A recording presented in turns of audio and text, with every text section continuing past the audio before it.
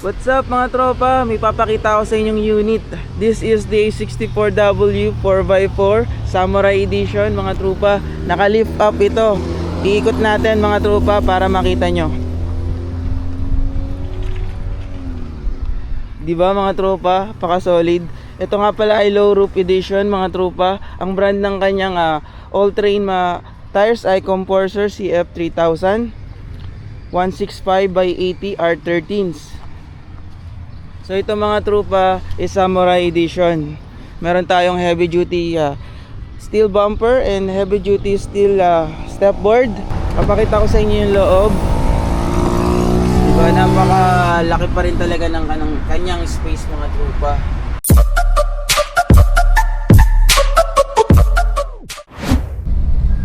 What's up mga tropa? Nandito na tayo sa Maynila ngayon. And nandito yung Rizal Park. And ayun, itong dala-dala natin is the A64W Sporty Edition na 4x4. Papakita ko sa inyo mamaya kung ano yung specs nito mga tropa, no. Ito is naka-captain seats, no.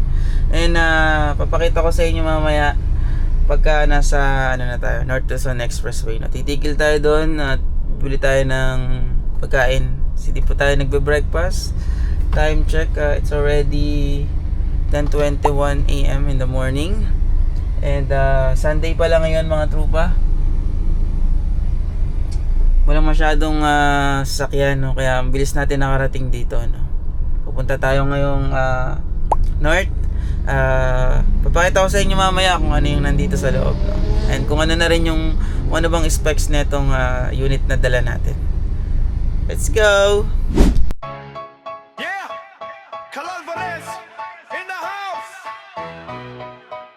Motorcycle at minivan, travel, negosyo, lifestyle, let's go.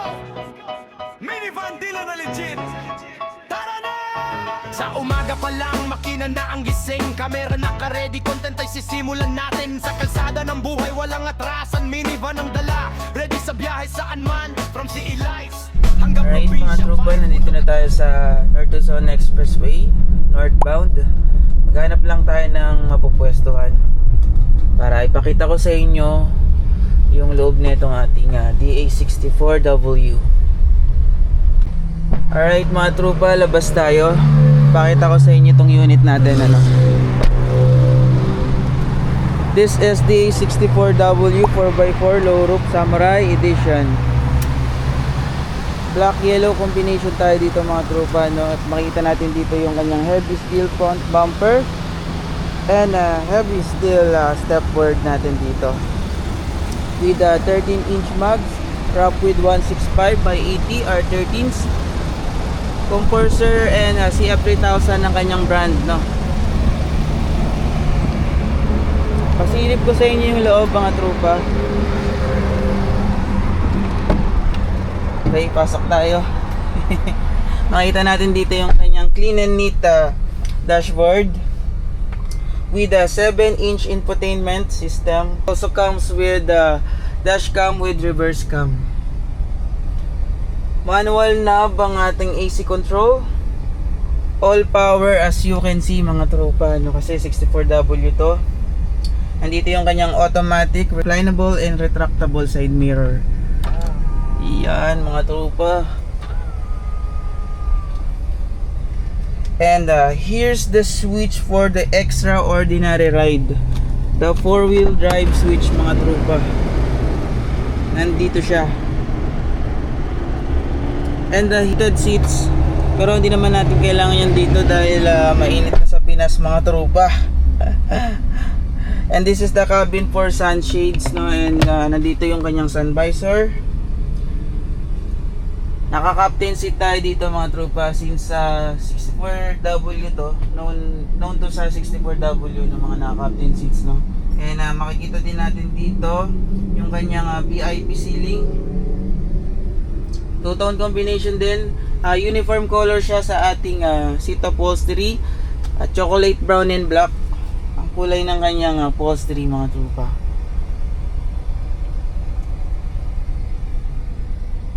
Pakita ko sa inyo yung likod. Baba ulit tayo. Ito ang kanyang likod mga tropa. Captain seats, armrest with bottle holder.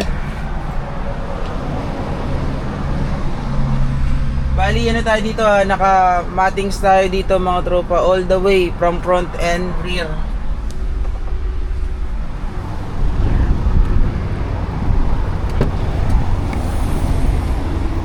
Diba napakalaki pa rin talaga ng kanyang space mga tropa. From the cabin hanggang sa likod. And dito natin makikita yung mga lalagyan, no, sidings ng 64W. Pwede nyo lagyan ng mga kung ano-anong mga bagay na pwede nyo ilagay dyan. Diba? Saka nandito pa rin yung ating original na emblem, the Every Wagon.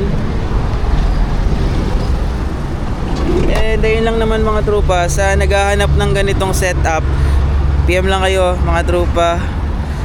The DA64W 4x4 Sporty Edition low roof. Let's go! And ayun mga tropa, marami pala tayong klase ng minivans, no? From 64 to 17 series. So meron tayo dyang yung ordinary setup lang, and yung semi-wagon, at yung top of the line. So kayo ang mamimili mga tropa, nakadepende sa inyong budget. Kung gusto nyo lang naman is pang negosyo, pang hanap buhay, pwede na sa atin yung DA64B, no? Kagaya nung sa unit natin. So nakikita nyo naman yung unit natin mga tropa. Yun yung basic setup lang, pero gwapo naman, di ba? Okay naman siya, no? Saka talagang reliable. Basta talagang maayos lang yung pagkakabuild sa kanya, tamang maintenance, pag-aalaga sa unit, talagang magtatagal mga tropa. So wala namang nagtatagal sa hindi marunong mag-ingat. Di ba mga tropa? So kung gusto niyo ng pang city drive at gusto niyo yung medyo maraming electronics, mag 64W kayo kagaya ng ganito. Yan, naka-power ang mga side mirrors and yung window all power, at yung kanyang aircon system or kanyang aircon control is naka digital. Ayan, 64W yan mga tropa. Meron din namang 64W na ordinary, no? Yung manual lang yung kanyang AC knob. Pero kung gusto nyo ng pogi talaga at gusto nyo naka-turbo, mag 64W kayo. And kung nandun naman kayo sa point na nagtitipid kayo sa gas at gusto nyo talaga yung very fuel efficient, go for the A17B. Kahit yung basic setup lang mga tropa. Meron ding ordinary nyan, yung manual lang din yung window, and then meron din naman yung all power. Parang semi-wagon siya ng 64B. Naka-captain seat din. And yung pinaka talagang top of the line ng 17 is yung 17W. Meron niyang option ng all-wheel drive. Kadalasan 4x2 na naka-turbo, tas straight-matic. Yan yung kadalasan lumalabas na 17W. Pero kung naghahanap kayo ng 17W na talagang all option, yun yung yung may RBS o yung radar braking system, yung nakalagay dito mga tropa sa kanyang windshield, na pagka biglang may na-sense yung sensor niya na malapit na object or sakyan, talagang automatic titigil yung sakyan mo doon mga tropa. So medyo mahal nga lang yun. Kagaya ng ano yun, ng unit ng tatay natin, ng 17W na all option. Meron ding ano yan, single slide or double sliding. So ayan mga tropa, na share ko lang din naman sa inyo kasi baka nalilito kayo sa mga minivans. Talaga nakakalito mga tropa. Akala ko rin dati pag Suzuki minivan, isa lang eh. Hindi pala, may kanya-kanya palang ano yan, model, may kanya-kanya palang ano yan, setup. Kasi merong yung ordinary basic setup lang, tapos merong semi-wagon, merong naka-turbo, merong NA, may 4x4, may 4x2, may all-wheel drive, at iba't ibang klase pa mga tropa. So kung medyo nalilito kayo, research nyo lang, marami dyan sa YouTube mga tropa, kung ano yung mga iba't ibang klaseng mga minivans. Kung gusto niyo akong makakakwentuhan, mag-PM kayo sa ating page para magkwentuhan tayo doon. Kung may mga tanong kayo, pagka may time ako, magkwentuhan tayo. Mag-share ko rin sa inyo yung konting kaalaman natin sa mga minivan. So, yung mga tropa, maraming salamat sa inyo. Mag-iingat kayong lahat dyan. And God bless. Let's go!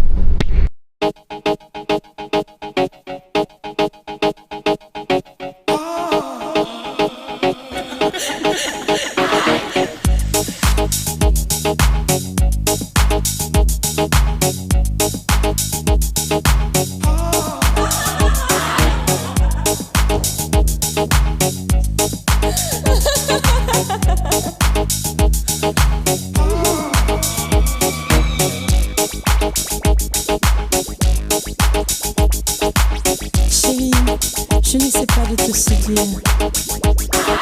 When I dance, they call me Macarena.